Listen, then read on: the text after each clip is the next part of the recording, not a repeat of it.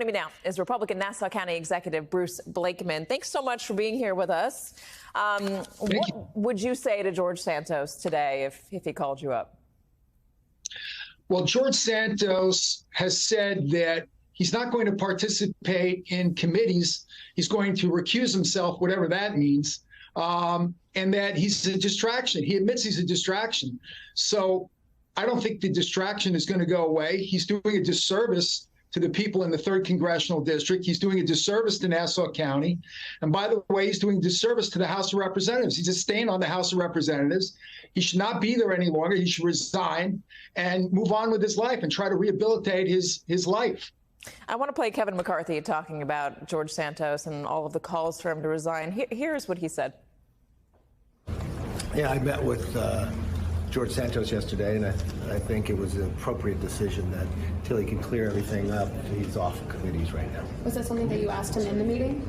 We had a discussion, and he asked me if he could do that, so I think it was the appropriate decision, yes. Do you think Kevin McCarthy's doing enough? Well, they have a process in the House of Representatives. There's an ongoing investigation now. So I think Speaker McCarthy probably wants to let the process play out. But that shouldn't relieve George Santos of the responsibility to the people in his congressional district who overwhelmingly want him to resign. I don't want anything to do with him. I'm the chief executive officer of the county. And by contrast, we have a rookie Congress member, Anthony D'Esposito, in the southern part of the county, who's already delivering on grants and other things that are necessary to the people in his congressional district.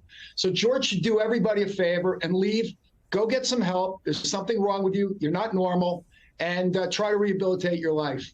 The state of New York does not have a referendum process like California does, but this polling that we've shown is pretty clear, and the vast majority of all of the constituents, including Republicans, want him to get out of Congress.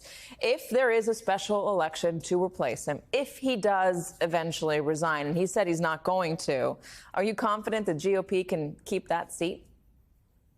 Well, I think it's a fair fight district. I don't think the issues have changed since the election. So I think that the Republicans would have a reasonable chance of retaining that seat. You never know. You have to see who the candidates are. But I think basically the issues are the same. Look, not a lot of people voted for George Santos, the individual, or who they thought was the individual. People voted for policies, and they voted for issues. And basically, I think the congressional district would do much better without George Santos. Here are some of the people that have been floated, the names that are being bandied about. You are also one of them. You notice your picture at the bottom of the screen. I can completely rule that out. You can rule that out entirely. You would not want to run for Congress. No. Got it. Okay. Glad we got that out of the way.